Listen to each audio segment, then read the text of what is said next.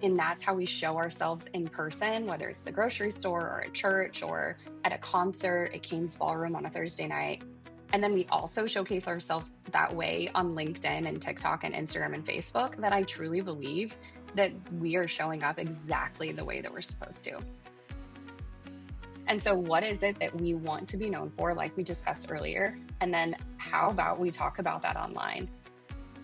It is silly to say that there's not going to be overlap between professional and personal. And it's if we can show up the same way in both places, I think that's a true reflection of what our reputation and brand is as a human.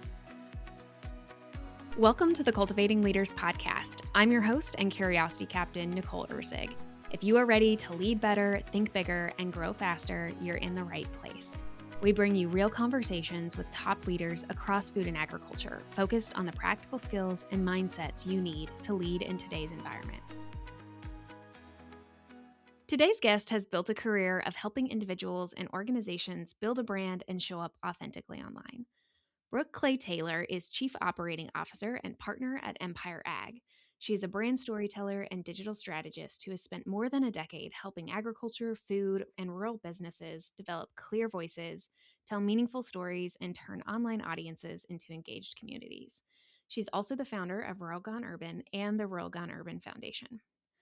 Brooke has built a recognizable personal presence by sharing her expertise, personality, values, and life experiences in a way that feels honest and distinctly her own. Hashtag real. Brooke has all the tips and tricks for those wanting to show up more authentically online, redefine your personal brand, or feel less intimidated making your LinkedIn posts. Brooke, welcome to the pod. Thank you. So glad you're here. So, take us back to the beginning. What did Brooke's first journey look like online talking about food and agriculture? So, my very first grown up big kid job out of the gate was at the Oklahoma Pork Council. And my very first day on the job, my boss headed to the Capitol because it was, time to be an advocate on the Hill. And I sat there in my office and had no idea what I needed to do that first day at the office. And I think you will be surprised in no way that I started a Facebook page and a Twitter account for the Oklahoma Port Council with absolutely no approvals. I just did. And I immediately made friends. I believe her name at the time was the Coupon Queen. And I just infiltrated the couponing mom network in Oklahoma City and then explained myself later. And so I honestly just jumped into the deep end of digital advocacy, storytelling on behalf of agriculture, day one on the job. That is incredible. Okay, now I have to know, what was the reaction when you were like, "Hey, guess what I did?" Well, it was very early in the digital media landscape to honestly age myself. And they didn't know what to do with that information. It didn't make sense. It was a waste of everyone's time. Radio is king, print advertising is the way to go. And it was when at the time we did a lot of activations at grocery stores, and we had an activation where we sold out of our free product within, I think it was 25 or 30 minutes. And that was the time they said, "Oh, hold on. I think we're on to something. I think this is working." That's incredible. I love the bravery too of just like, "Yeah, I'm gonna start a Facebook page." I is it bravery or neurospiciness? I'm not sure, but it was definitely like, I can't sit on this ninth floor in downtown Oklahoma City and not know what I'm supposed to do all day. What if we had a Facebook page? So, Yes. Oh, that's yeah. incredible though. Okay, so take us from you as a was that an internship? I'm guess an internship, No, you it was said? a real job, Okay, so day official real one, job. Yes. yeah, day one of Big Kid Job, starting a Facebook Mhm. page for Oklahoma Pork to take us from there to now where you are today and what you do. Absolutely. So I feel like I wear three hats professionally all day, every day. I am the COO of Empire Ag. We serve farmers, ranchers, and small business owners in rural America across the United States. I believe we have clients in 30 states as of last count. And we have three divisions: branding, strategy, and accounting. And what we do is solve rural business problems every single day. And I like to say I'm the lead cat wrangler for our company. If there's a problem, I fix it, and it is incredible. It's maybe the one of the most incredible opportunities I've had in my career. I also still run Rural Gone Urban, which is my consulting agency, and I mostly carve out time for one-on-one strategic coaching for seems to be mostly women rural business owners. And then, of course, I am the acting executive director of the Rural Gone Urban Foundation, which is a foundation serving women in rural America in three very specific seasons of their life, whether that's going to college or any post secondary training or education, looking for small business grants for your small business. And also, we have what we call love bombs, which are gifts for women who are in the trenches of a cancer diagnosis. It's amazing. Thank What you. an incredible, like, I don't know how you fit that many hats on your head, Brooke. It's I also don't. I think all of us who grow up in rural America or who work in rural business and agriculture, we are so used to working from sun up to sundown. I think that that is truly why, because the clock doesn't stop at 5 o'clock for me. It's just as much as I can fit into the day is exactly the amount of work I'm going to do. absolutely. Well, and I think it shows how much you care about it too, which I Thank think is you. a I do. I do. I truly do. So thanks for saying that. absolutely. Okay, so obviously your career has been very online, digital marketing, all of that kind of Mhm. stuff. As we talk about leadership in agriculture and our listeners here, you also have really built a personal brand and quite a presence online in other ways too. And so, talk about what inspired that as a you were a digital marketer professionally, but then also kind of built like Brooks brand, the Rural Gone Urban brand, and where did that all begin? Absolutely. So I will say I am most comfortable behind other people's brands. So I built a career out of working for top agricultural companies and advertising agencies across the country. And I found a really safety net behind other people's brands and cultivating what that was like. For me, life experience, life seasons really pushed me to a place where I found myself in a situation where my story was going viral without really my input. And it was that moment that I thought, well, I can tell my story myself, or someone else could do it for me. And I really felt like a cobbler's kid in that I've been working on everyone else's brand reputation and their stories. And I hadn't really considered how my own really came into play. And so it was truly, I had been doing it passively for a number of years, not really thinking anyone was going to tune in or listen, maybe my close friends. And about 7 years ago, I thought, "Hold on, what if I really, really cultivate this in a way that's organic?" And truly, I believe the community that I've built is because I'm not doing what every influencer on TikTok says the top 10 things that you should be doing online are X, Y, and Z. It's showing up consistently and authentically. And authentically, I truly mean I am not filtering or spinning or considering all of the things other than just being authentic to who I am as a person, and it works. And I think especially in a season of AI, real, authentic, honest storytelling is what people want.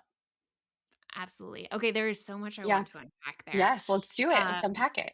so let's maybe start with I can totally relate as a communicator as well. Like it's so comfortable to be behind the scenes in a brand. And you also know, I think, all the things that can go wrong from a personal branding Yes, standpoint. So talk to absolutely. me about the courage or what was going through your mind when you're like, hey, I'm going to show up and I'm going to show up very authentically, knowing that also like there's a blend here, right? In showing up personal on social media, and you're also a digital marketer from a professional brand standpoint. So what's interesting is I grew up in a season and I went through college in a season where social media was kind of new on the market.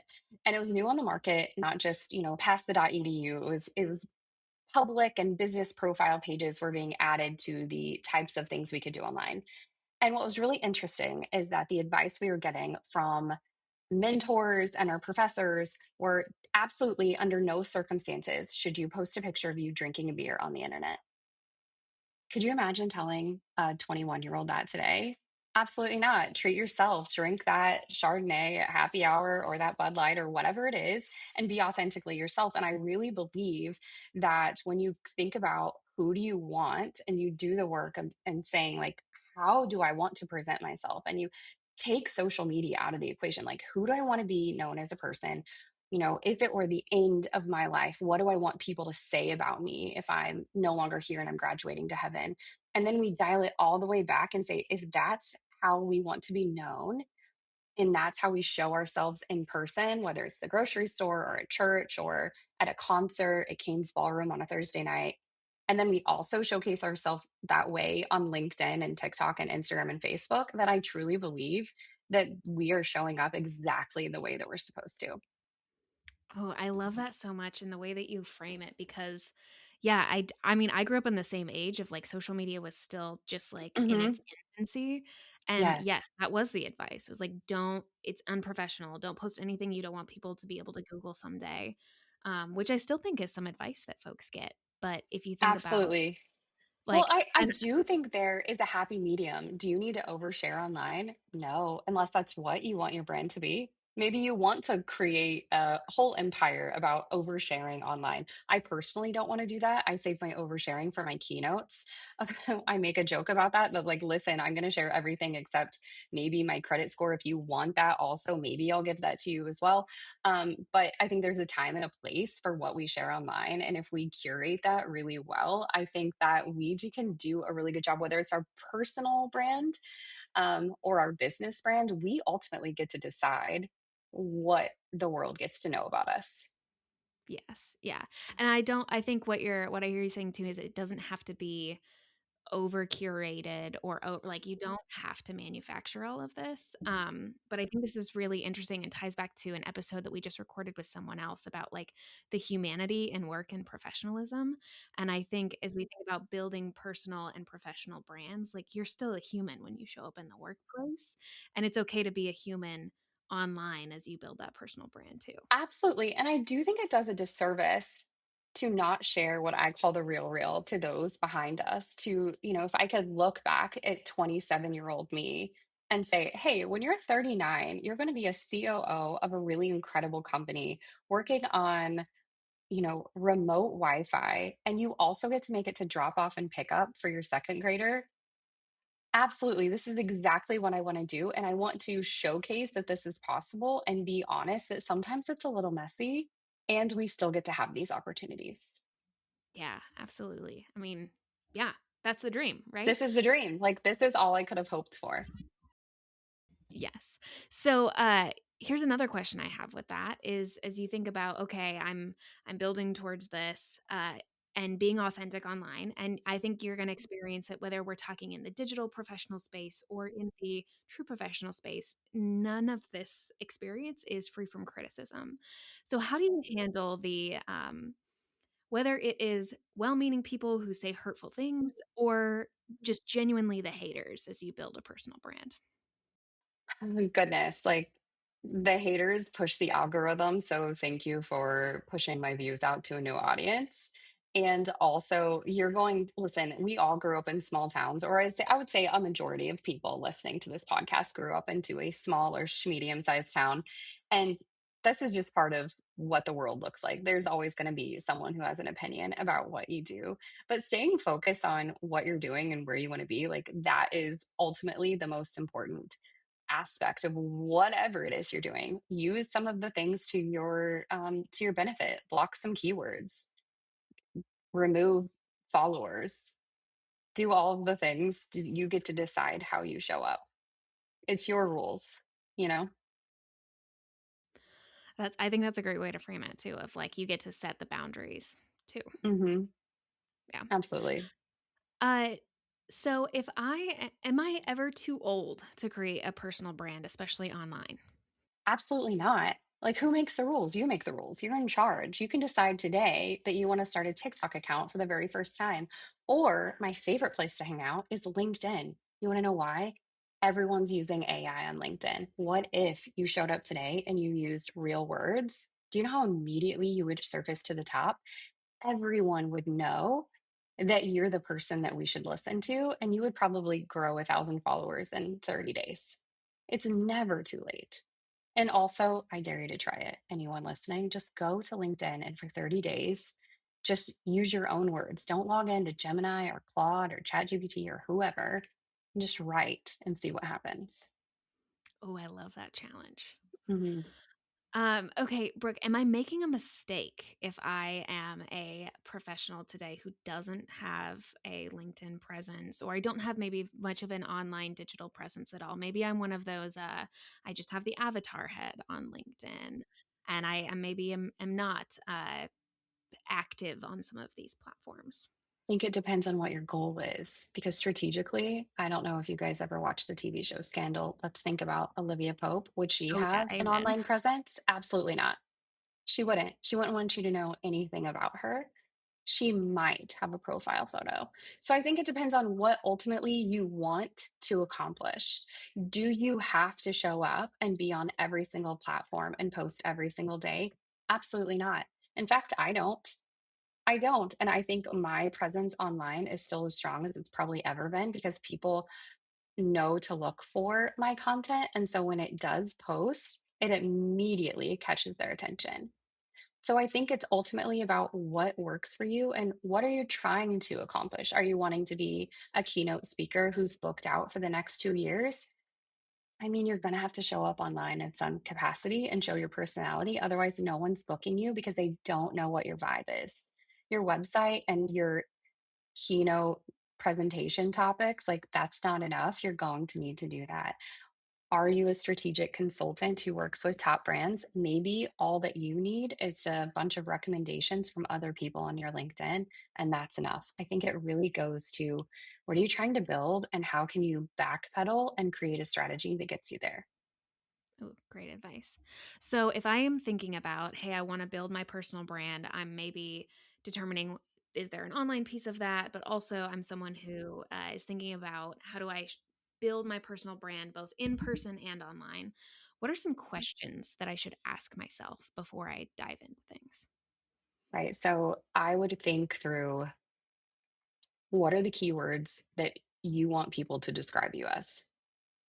What are the adjectives that you want people, if you were to leave the room and they were to have a conversation about you, how would you want people to describe you? And I would first start with, before we even talk about online, let's talk about your physical person. Does the way you show up and the wardrobe that you show up in, does it does it showcase those adjectives? Are you showing up and demanding a presence in the way that you want? Okay, now that we've accomplished that, let's move on to the next thing. Do we need to do all of social media? Absolutely not. Let's pick one that works to our advantage. Are you not a video person? Great. I think we'd hop on Threads or LinkedIn. Are you a video person? Oh my gosh, please get on TikTok. It's going to be so much easier to get viral on TikTok than Reels. Are you looking for the grandmas? I think we're doing Facebook. You have recipes? Facebook. You don't want to talk to a single person ever? Pinterest. Drive traffic somewhere. Do it. I think it really goes back to what are we trying to do? And also truly have a plan before you get online, just some kind of plan. And also, let's decide here's the reasons or the things that we want people to say about me. And then on the flip side, what are the things that I are like my no goes? What are the things that I promise myself I will never do? Is it I will never dance in a video? Just out of the gate, no, you're never going to dance on a video. And you know what? That's okay. Me neither. I don't know, my 7-year-old might try to change my mind someday, and I might do it because it's funny, but, like, as of today, I'm not dancing in a video. So, Well, and you can be funny and entertaining in other ways. Like just because TikTok dances are trendy, it yes, doesn't have to like you don't what I hear you saying, like you don't have to follow the social media trend to build a absolutely, successful online and the brand. trends go quickly. You know, I think back to growing up in high school, I used to be so embarrassed that my dad was always wearing pearl snap shirts and starched jeans, and, you know, he was a true cowboy. This is just who he is, and now how many times does it come back in season that pearl snaps and star stranglers are in? Like the trends always come back around, but if you're just true to yourself, it doesn't matter what the trends are in any way. Oh, yeah, absolutely. Well, and I think sometimes even like being authentic to ourselves is what can start meaningful trends, whether we realize Sure. it or not. Yeah. Absolutely. So let's talk about the real. This is Yeah. not something that on a professional podcast that I kind of like to do, but we're talking about content. I think it makes sense. So for me, my online presence was all about traveling and wanderlust and my job took me all over the country. At one point I worked on a TV show.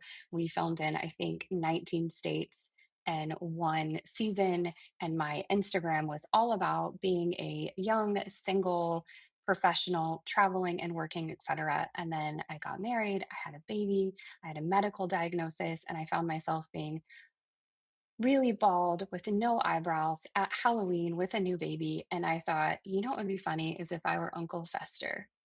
Because when else am I going to have this opportunity to do this? And I remember thinking to myself, all of my clients follow me online. This is so inappropriate. And also, why did I need there to be a separation of church and state between my personal life and business?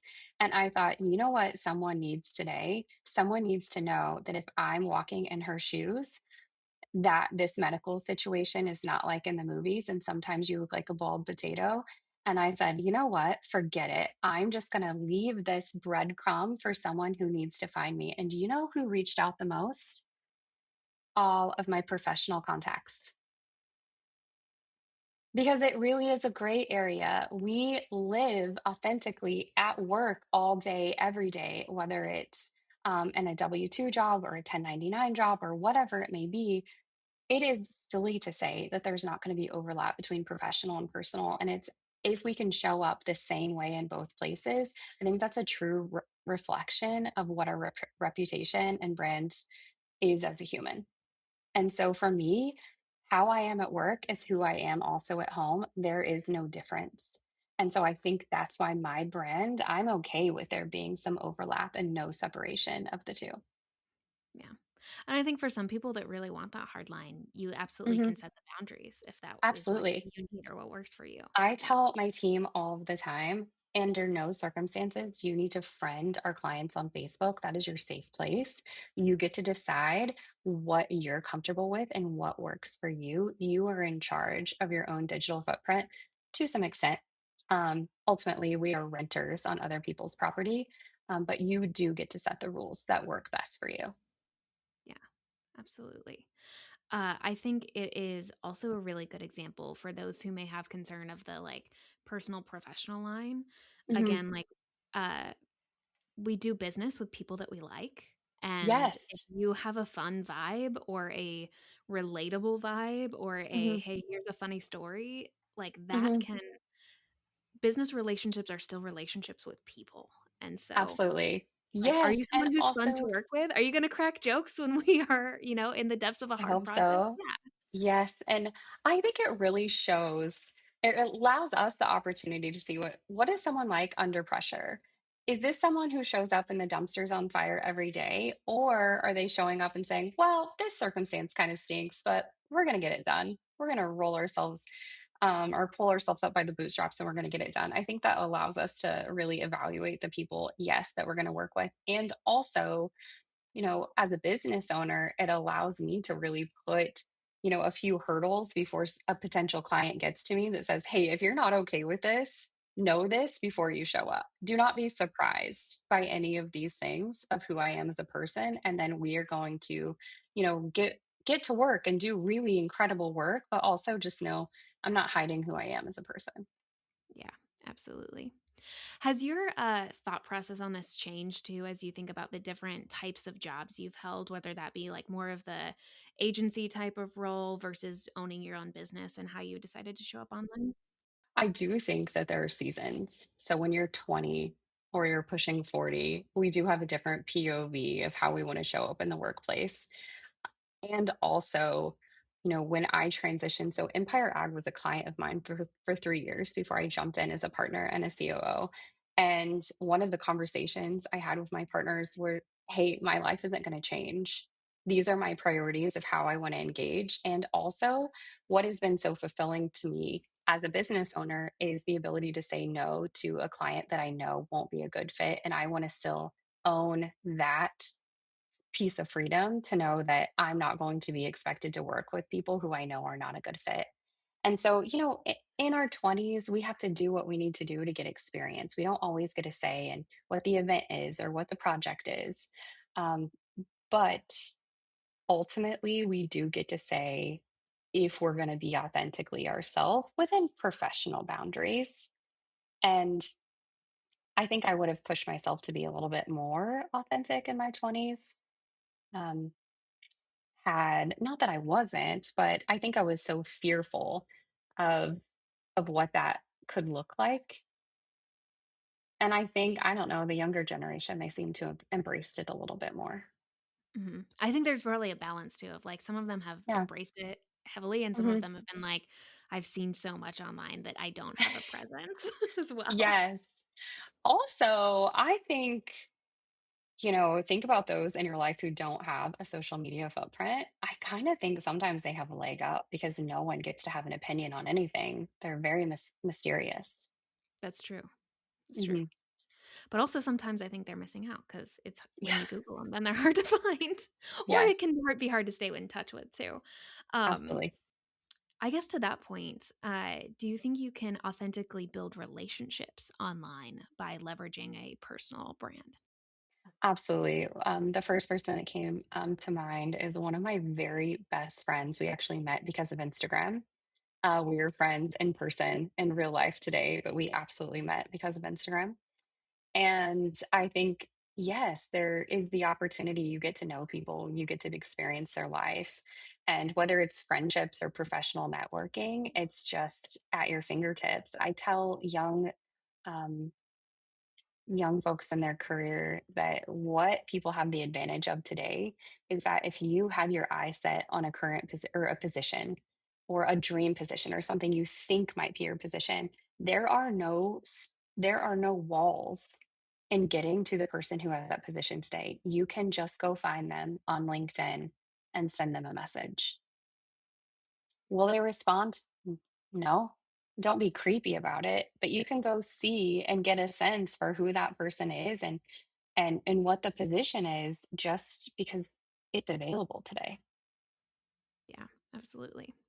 So now speaking to those folks who are in some of these high level positions, CEOs, some of these thought leaders, what advice would you have for them on an online presence? Because I think I see maybe one of two extremes in the marketplace and in leaders in agriculture today.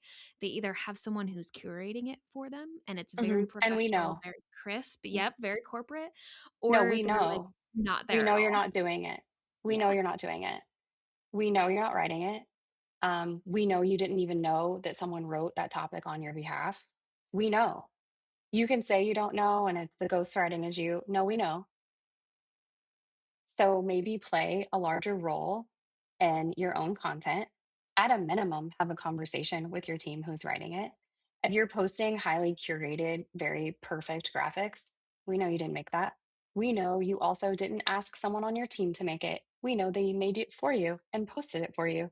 So I would challenge everyone in the C suite who is being the opposite of authentic and having someone on their team ghostwrite it, I would challenge them to dial it back and say, hey, how can I actually be authentic and be a thought leader? And I'd start there. And for those who aren't participating online, I would say, you have the greatest opportunity to show everyone what authenticity steps up and could look like by participating because we know those people when they do choose to step up and to say even the slightest smallest comment, we know it'll become like it's going to come directly from their heart. It's going to mean something. Mm, love that advice. Yes. Doesn't mean that you can't have someone help you, but there is a little Absolutely. bit where it's Listen, like, I've spent my career copywriting and copy editing. And there is just a true difference in knowing when someone wrote their own words or someone who wrote their own words and maybe someone edited or reviewed, or someone who said, "Oh, yeah, just this month post about this topic," and they never see it, and they themselves are surprised when it shows up on their LinkedIn feed. There's absolutely a true difference. Um, my challenge, in my opinion, is the same. I think it's great advice. Okay, you hit on this a little bit earlier, but I am curious, is there a right place? We're talking about authenticity and you challenged us to like do it yourself. Don't just use the robots. when maybe should we leverage AI to help us maybe overcome that hurdle to create the brand or post the content? Absolutely. So use AI to help come up with topics or ideas when you're stuck. Use it as a brainstorming partner. Think through, give it those in your industry who you believe are maybe your competitors or in this space who you're maybe competing in this space with as a thought leader and say, hey, this is what other people are talking about. Where could I carve off a niche? Where's my opportunity? Here are the things I believe passionately about. And I think that would allow us, you, me, anyone, to really carve into where should I focus? Because showing up and saying I could talk about anything, it's overwhelming. It's decision fatigue. It's too much. And so if we can narrow it down, use AI to help you. Absolutely. I love that. You can use that as a thought partner, kind of. So I am curious. There, we've talked a little bit about like the courage that it takes about being authentic.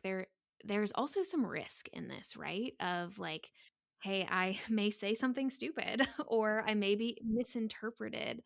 Um, what advice do you have, Brooke, for if maybe I have stepped in it? How do I like not step away completely and instead lean into, okay, how do I repair and look at that as part of my journey in both personal brand building, I'll say in person, because we're going to do that in the workplace ourselves, right? And online. Right.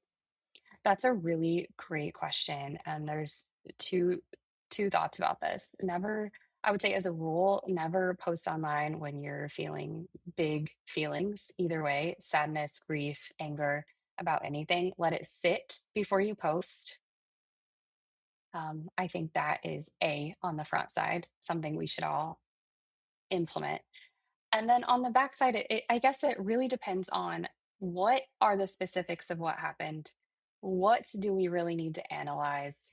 And what do we need to dive into of maybe what was said or what was recorded, what was shared?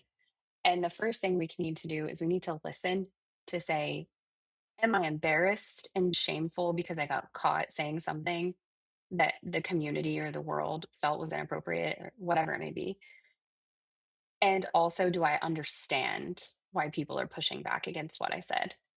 And I think before we can address what it is, we need to truly understand the whole situation past embarrassment and shame. And only then can we decide what really makes the most sense. An honest, very sincere apology and saying, hey, I'm doing my best. I'm a human. That's the first place we can start. And also, it's helpful if you've already built a brand based on honesty and humility. If you're showing up for the very first time with that apology in that way, people are going to know. Yep. That is not the time. That is the time you want to have money in the bank of a personal brand, Right. either both personally Yes. or online. That's not when you want it to start, for Right. sure. So let's pull this back to a storytelling just strategy that we've done in agriculture for a number of years, and that's I would call it proactive storytelling. And my first experience out of the gate was in the pork industry, and one of the things that we talked about was storytelling, because if someone were to show a video out of context about what we do every day as pork producers, it would not make a lot of sense. And if we put up a very reactive, defensive video on YouTube for the very first time, it would not be received well. However, if we had 5 years of content showing what we do every day, and then we posted a video that said, hey, let's clarify this video that was taken out of context, it might be received better. And so I think we can take those practices and apply them to our own personal brand and saying, hey, if I truly want to showcase that I show up honestly with my community and I lead with honesty, I need to do that every day so that if I need it, it's already there. Like you said, it's part of the tools I have in my toolbox. Yeah, absolutely. Uh, Here's another question for you, Brooke, as we've talked a lot about the digital side of building a personal brand. Tell me how important, like, you could have a digital presence, but how important is that in-person presence of it, and that those experiences are like that they match each other? I love that you brought this up, Nicole. So I am an accidental keynote speaker, and that I never thought this would be part of my career trajectory. I, in fact, didn't even put it on my website as an option for almost 3 years after I started booking keynote speaking engagements. It was just not something that I today, I still can't believe that this is something people pay me real money to do on stages across the country.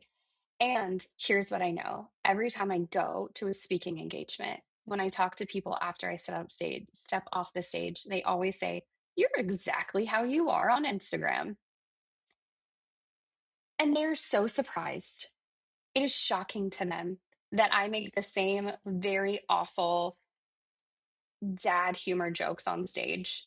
And they're like relieved that that's true. And I think sometimes because, social media is a safe place, maybe we're recording ourselves talking on a reel or a TikTok and there's no one else around. Maybe you have 20,000 followers, but it's just you by yourself in a room. And so all of a sudden we show up and there's a room of 500 people, or maybe you're even at the grocery store and there's 20 people shopping. We think that we need to be more professional, and yeah, we should be professional, obviously, in a professional setting. But being who you are and those things matching, it's almost like a multiplier of your brand. Because if those things can lock up, people are going to leave that space and tell all of their friends, you are not going to believe this. She's the same in person as she is online. Mhm. I love that you brought it up as a multiplier too, because I think you're right. It's unexpected of a lot of people because Yes. online, I think we expect a curation and an editing Mhm. of all the content we see Yes, online. And so like this is one version of you. And then once I get you in person, I expect to experience something different. Yeah. absolutely. Awesome. Well, Brooke, I do want to move into what we call our rapid Okay, fire segment. let's So do it. I always joke. So you try to answer these in one sentence or less, and I will do my best not to ask follow up questions. Okay. Awesome. Okay. So what is your preferred social media app? I can't ask clarifying questions, can I? No, I will say TikTok to view, Instagram to create. Oh, I like that answer. What is one profile mistake most people should fix today? Stop being so professional. Be professional, but be real. Like, be a human. Be a human. Love that. Is there an overused LinkedIn phrase or habit that you would retire? Of myself or everyone on LinkedIn. Everyone on LinkedIn, I would say AI. You're all saying the same sentences. So we read them, we scroll, we read them. But I kind of want to comment and say, hey, um, I just scrolled and like four people in a row said the same sentence. Do you guys know? You guys, I like we can see it. Please stop. It's like telling someone there's like some food in their teeth. Oh, yeah, no, that's really true. Yes. That's exactly Yeah, how it feels too. It's like, I really it like is. you, but like I really like you, and like what you're saying is really great and wonderful. And maybe you wrote it, but then you told LinkedIn or you told ChatGPT or whomever to make it better. And I think it made it better the same way everyone else did. yes. Mhm. Well, and sameness and like polish, like if we all have the same polish, it takes away exactly what we've talked about in this is like the human I have a aspect side of it. quest on this. Can I take us on a side quest? Great. Absolutely. I Yeah. will tell you. So, the Rogue on Urban Foundation, we give out scholarships every year, and they can be used for undergrad, grad school, professional school, whatever it is, equal opportunity. I need you to know that of the hundreds of people who applied this year, it was refreshing when someone had a typo. And if it like 10 years ago, if someone had a typo, it would have been immediate out. Mhm. This season, typo immediately to the top. Because it felt We knew real. you it felt real. We knew they actually wrote it. It Mhm. was it was wild. Okay. Absolutely. No, I think honestly that's something we're even starting to see in this personal branding and LinkedIn space as well. Like I remember back in the day I used to have a blog and it was so Mhm. mortifying when people would be like you spelled this wrong, in the comments or like they would like critique my grammar. And now on LinkedIn I think it's the same thing of like you see someone has a typo and you're like, "Oh, they actually maybe Oh, wrote they that." wrote it. They wrote it. Have you ever considered going back to a post and adding a typo? I have not done that personally cuz then it doesn't feel authentic, but I have seen that as a strategy. I also have gone back and removed an M dash that I organically added myself and said, oh, I can't use it. I'm not allowed, and which I think is ridiculous. I do too. But As a communicator, I am a big fan of the M dash. Way before the days of AI, my editors mhm, would have told me I was an overuser of it, and now it's like, yes, my dear friend, we cannot, we we don't get to hang out cannot. anymore in writing. Oh, I hate it. I hate that for us. Pro Oxford, comma, pro M dash. Pro M dash, yes. Bring back the M dash deserves like some it deserves redemption. Yeah. AI has been mean to it. Back to a couple more rapid fire. What is a person or brand that you think shows up exceptionally well online? Oh, this is such a tough question because there are so many creators on TikTok that I love, but I actually don't even know what their handles are. I just get excited when they show up on my FYP. Um, oh, who do I love? And honestly, I totally get that too. Of like, I'm like, they're my favorite TikTok creator, and I have no idea what their And you're handle like, is. what's their what is their name? Actually, this is so funny. Okay, I have 2. So on Twitter, I would say Lauren Jeter. I've followed her for years when she was just walking through her pasture, checking her cows, and I am obsessed. And then from a human slash brand, I would say Caitlin Henderson, Pure Good. Do you follow her? Do you use her products? Love. I love that she has edged into really mentorship online of other people who are wanting to start their businesses and showing up authentically. And I love that she also pushes back against products of, having your own brand standards of as a human and as a business and saying, making money is great and also creating a great product is even better. And I love everything that she has to say about just as a human and as a business owner. Okay, so Brooke, at AFA, we love hot takes, so unconventional or bold opinions. And I am curious if you have a hot take, can be about personal branding, leadership, or agriculture. Just a hot take in general. A hot take in general. Stop taking yourself so seriously. You're not that important to anyone in general. I just think we all need to say this to ourselves every morning in the mirror. I think a lot of times we show up and we think, I've worked so hard. I walked uphill to school both ways in the snow, in a blizzard. And then on my way home, it was actually 115 degrees and I was overdressed and I was sweaty. And I had to work so hard to be here. Everyone else should work just as hard as I did to be here too. And also, wasn't the whole point to make it easier for someone from our rural small town to get to where we are today? Isn't that the whole point? So, it's not that deep. You're not that important. Just help someone get there too. Oh, I love that. And also, doesn't that take some of the pressure off too? Like Yeah. in a good way. Oh, Yeah. snaps for that, Brooke. Love it. Thank Okay, thank you. so at AFA, we're all about building bridges and connecting people. So, Brooke, where can people connect more with you and or the work that you're doing at Empire Ag? Absolutely. You can visit us anytime on our website, youragempire.com. And also, I am rural gone urban everywhere. That's me. That's my brand. That's the foundation's brand. Add a foundation on the end. And you can find me mostly on Instagram. Awesome. Thank you, Brooke. This has been such a wonderful conversation. I feel like we've only scratched the surface of so many things that we could talk to you about, Brooke. But really, thank you so much for joining us and sharing so many nuggets of wisdom and coming back as an AFA alum and sharing with the AFA community. It's been amazing to get to talk to you, and we've enjoyed having you on the podcast. Thank you so much for letting me be here. Do you want to hear more from Brooke? Join us on September 23rd at noon Central for our next Cultivating Leaders webinar. We are sitting down with Brooke and other recent guests to dive into their career journeys and get more great advice from them. All of their career journeys began with a connection made at AFA. Visit the link in the episode to register. Thanks for listening to the Cultivating Leaders podcast, where leaders grow.